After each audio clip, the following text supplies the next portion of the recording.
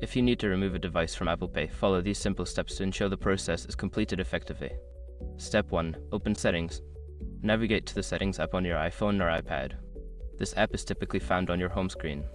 Step 2. Tap on Wallet and Apple Pay. Scroll down and select Wallet and Apple Pay. This section contains all the settings related to your Apple Pay account. Step 3. Select the card to remove. In the Wallet and Apple Pay section, you will see a list of cards linked to your Apple Pay. Tap on the card you wish to remove from the device. Step 4. Remove the card. Once you have selected the card, scroll down and tap on Remove Card. Confirm the action when prompted to ensure the card is deleted from your device. Step 5. Check for confirmation. After removing the card, check the Wallet app to ensure it no longer appears. This confirms that the device is no longer linked to the specific card. By following these steps, you can successfully remove a device from Apple Pay. If you have any further questions or need assistance, feel free to reach out for help.